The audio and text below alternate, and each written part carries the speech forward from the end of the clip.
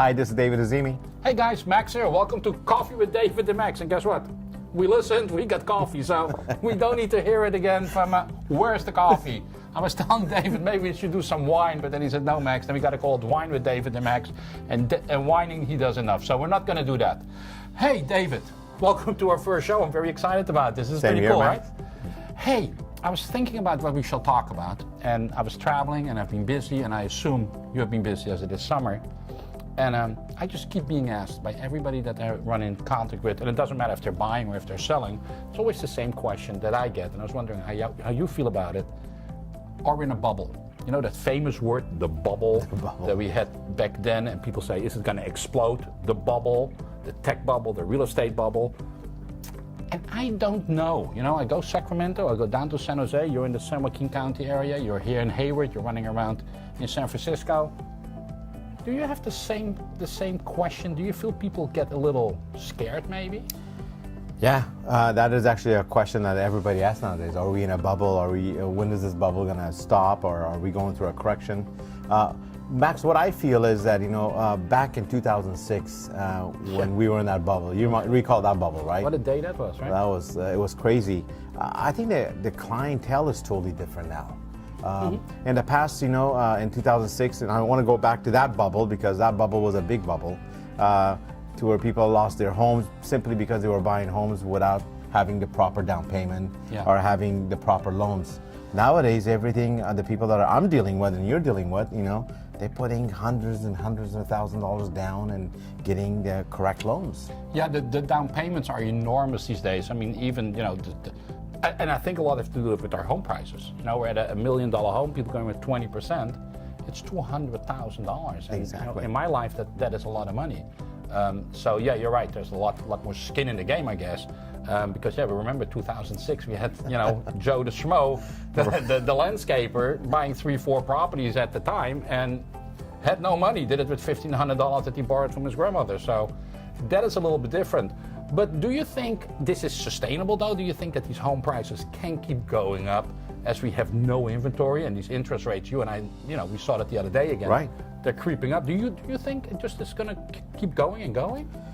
I think it's going to have a little correction, but I don't think it's going to be a major correction because once again, you kind of brought it up to light about down payment and thousands of dollars they're putting down. They're getting the right loans. People have a lot of skin to on this time around versus last loans was all NAGAM loans. Yeah, that's true. We had plenty of people that just stopped paying even they could. They had no change in their job, or there was no divorce, there was no hardship, there was nothing. They just said, hey, why should I pay? My neighbor hasn't paid. Exactly. And as a matter of fact, we have someone here in the office that has a client that I know of that didn't make a payment for the last 8 years. Can you imagine living in your home for 8 years? And no payment. No payment. Must be nice, right? And that was not a cheap home, by the way. No payment. Sorry, but that's true. I think it's different this time. But what I also think is different is that we're still cheap. We're relatively here in the East Bay. Correct. Compared to what's going on in Silicon Valley. If you take San Jose, if you take Cupertino, for example, they just listed a home in Cupertino, and I'm telling you that I have a dog, and I'm no fan of the dog. I inherited him, but I got the dog. I wouldn't let him live there. Okay?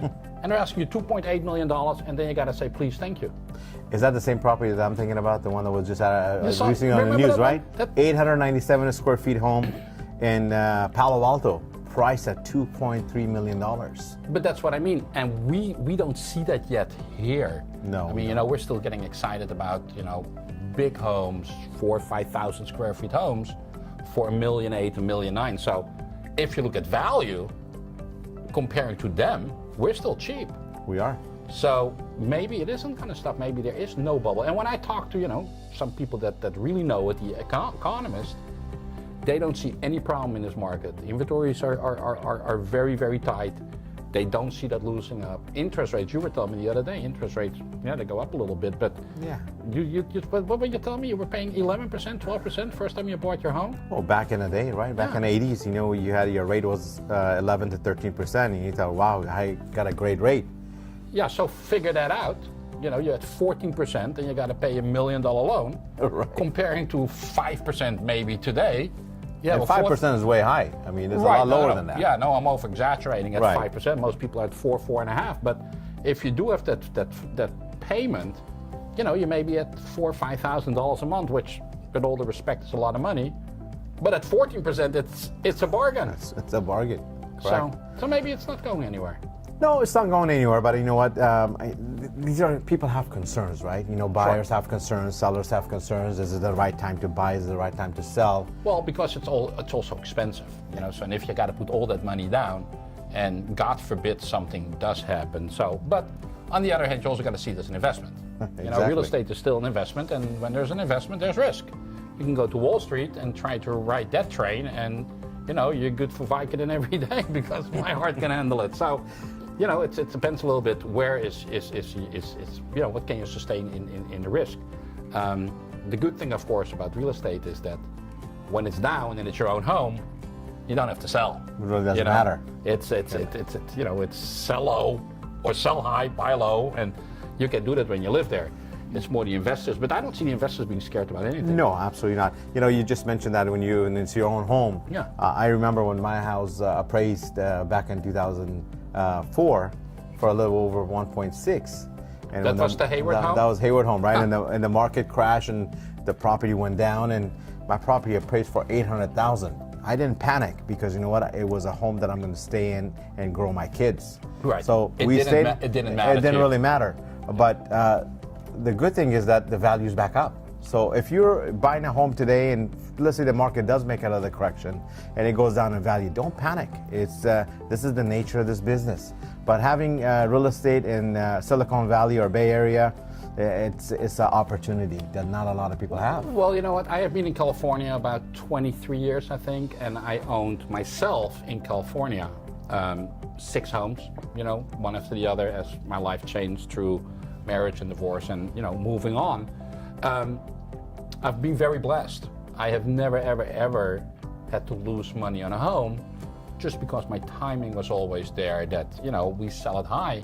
And even in the last time when I had to sell my home due to circumstances, I was able to, you know, talk, now my ex-wife at the time, my wife said, you know what we have going on between the two of us shouldn't have anything to do with our home. Let's be smart about this and let's just sit this out and sell our home when the time is right. And lo and behold, that's what we did. 2 years later, we sold the home and we did really well on it. So I think it's all about timing. And I think that's where you and I come in when these people ask us about the bubble. Correct. Maybe we can help them educate it and kind of show them, hey, this might not be the right time to buy, but boy, it is certainly the right time to sell. Perfect time to sell. Yeah. You know. Once again. But then again, it's also a good time to buy because they keep going up. So, sorry. Yeah, go ahead. No, I know you want to wrap it up. I know we got to go. You know, when I get on my high horse, I keep going on. So I anyway. got our cameraman keep on giving us a point that we're going over the time, but thanks for watching. Max, once again, great info. Yeah, I thought this was good. Catch you on the next one. Yeah, I think we need to do this again. Are you All right, ready? brother. Let's go.